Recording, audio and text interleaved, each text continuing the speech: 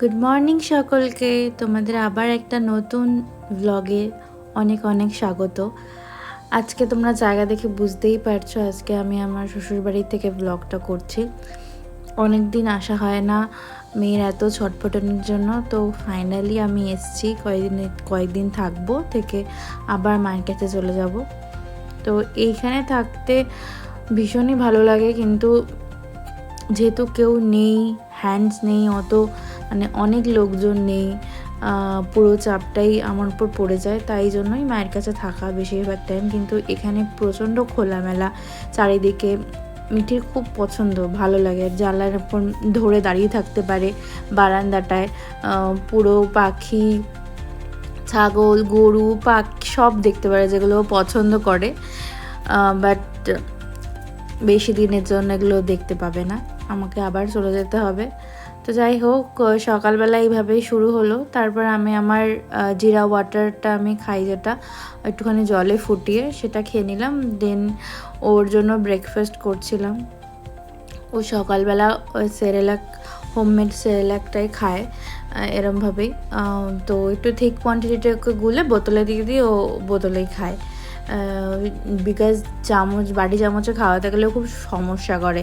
তো সব বাচ্চা সমান হয় না, সবাই হয়তো তাড়াতাড়ি খাওয়া শিখে যায় বাটি চামচে, বাট ও যেহেতু খেতে চায় না, তো আমি ওকে জোরও করি না। যেভাবে ও কমফোর্টেবল আমি ওকে সেভাবেই রাখার চেষ্টা করি, বিকজ জোর করলে ওদের খাওয়ার প্রতি ন্যাকটাও চলে যায়, খেতেও যায় না, ও তো চায়ই না। তো যেভাবে ও কমফোর্টেবল আমি ওকে সেভাবেই কমফোর্টটা দেওয়ার চেষ্টা করি। আমি কোনোভাবেই ওকে কোনো দিক থেকে জোর করি না। তাতে যদি ও না খায় কোনো টাইমে, ও না খাক, কোনোভাবেই আমি ওকে ফোর্স করি না কোনো কিছুতে। তো দেন আমি ওকে খাইয়ে দাইয়ে ঘুম পাড়িয়ে দেওয়ার চেষ্টা করছিলাম, বিকজ ও ঘুম পেয়েও গেছিলো। অনেক সকালবেলা ঘুম থেকে উঠে এরকম ঘুর করে, তোমার পিছনে ঘড়িটা দেখতেই পাচ্ছ, এখন 9টা বাজে, দেখতে পাচ্ছ কিনা জানি না, বিকজ ফ্রন্ট ক্যামেরা থেকে উল্টো লাগতে পারে। তারপরে এমনি করে নিজে গান গাইতে গাইতে ঘুমিয়ে পড়লো। দেন আমি ওকে ঘুম পাড়িয়ে একটু রান্না বান্না করতে যাব। 1 ঘন্টার মধ্যে করতে হবে আমাকে। আমি 1 ঘন্টার মধ্যে করেওছি, 10টা থেকে 11টার মধ্যে এভরিথিং কমপ্লিট করেছি। কেটে কুটে বেটে রান্না করে ওর জলের বোতল ফুটিয়ে, অ্যাকচুয়ালি ফোটাতে লাগে না, প্রসেস আছে, এটা অন্যদিন তোমাদের সাথে অবশ্যই শেয়ার করব। দেন মাছ এনেছিলো 2 রকমের, অনেকটাই ছিল, কিছুটা রেখে দিয়ে বাকিটা ধুয়ে, মাছের তেলও ছিল, মাছের তেলের একটা চচ্চড়ির মতো করি, সেটা করে নিলাম। আর অন্য সাইডে মাছগুলো ভাজতে দিয়ে দিয়েছিলাম, যাতে মানে রুদ্ধশ্বাসে রান্না করেছি 1 ঘন্টার মধ্যে। খালি রান্না করিনি, আরও অনেক কিছু করতে হয়েছে তার মাঝখানে। যাই হোক, আবার মিঠির খাবারও বসিয়ে দিয়েছিলাম একটা গ্যাস খালি হয়ে যাওয়ার পরে। মাঝে মাঝে মনে হয় আমার মাকে দেখতাম এরকম তাড়াতাড়ি করে কাজ করতে। ইনফ্যাক্ট এখনও দেখি, কখনো ভাবিনি যে আমিও কখনো এরমভাবে করতে পারবো, তবে এখন মনে হয় যে না, আমি আমার মায়ের থেকেও হয়তো তাড়াতাড়ি কাজ করতে পারি।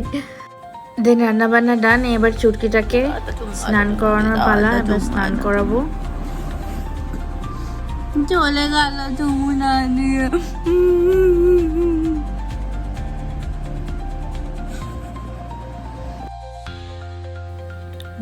তেল মেখে বাবু রেডি স্নান করবে বলে। স্নান করতে খুব মজা লাগে, খুব মজা পায় ছোটো থেকে, তেল মাখতে বিশেষ করে, এত তেল মাখতে ভালোবাসে। দেন আমরা স্নান টান করে রেডি হয়ে গেছি। এবার হচ্ছে আমাদের লাঞ্চের টাইম। ওকে খাইয়ে দাইয়ে ও ঠাকুমার কাছে দিয়ে আমি স্নান করতে চলে গেছিলাম। স্নান খাওয়া টাওয়া সব সেরে চলে এসেছি। দেন আমি একটু স্কিন কেয়ার করে নিলাম, নর্মাল যেটা আমি প্রায় দিনই করি। টোনার লাগিয়ে নিলাম, এটা প্লামের টোনার, প্রাইস ওয়াটার টোনার।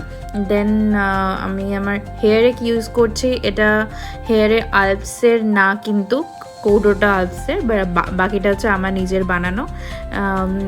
এটা রোজমেরি ওয়াটার, বাট খালি রোজমেরি নেই, আরও অনেক কিছু দিয়ে এটা জাস্ট বানানো। এটা ভীষণ ভালো সিরামের, মানে সিরাম লাগালে হেয়ারটা যেরকম সফট হয়ে যায়, তো এই ওয়াটারটা লাগালেও সেম জিনিস হয়। প্লাস অনেক বেবি হেয়ার্স হয়, তোমরা দেখেছো আমার প্রচুর বেবি হেয়ার্স হয়েছে, আর প্রচুর চুলের গ্রোথও হয়। দেন আমি যাবতীয় বাকি আর ময়শ্চারাইজার অ্যাপ্লাই করে লাঞ্চ করে নিয়েছিলাম। লাঞ্চ টাঞ্চ করার পরে একটু রেস্টও করে নিয়েছিলাম। দেন আমরা হঠাৎ করে সন্ধেবেলায় একটু বেরোনোর প্ল্যান হয়েছিল। সন্ধেবেলা বলতে কি সন্ধেবেলায় একটু চাটা খেয়ে ভেবেছিলাম যে 3 জন মিলে একটু ঘুরে আসি। হঠাৎ করেই মিঠি খুব ঘ্যান করছিল, অনেক দিন বেরোতে চাইছিল, বাড়িতে আটকা থাকে এই ঘরটার মধ্যে, কি এই ঘর ওই ঘর এই ঘর ওই ঘর এরকম করে। তো ওরও বোর হয়ে যায়, ওদেরও একটুখানি রিফ্রেশমেন্টের প্রয়োজন। তো আমাদের এখানে রিফ্রেশমেন্ট বলতে তো একটুখানি বাইরে ঘোরানো ছাড়া উপায় নেই।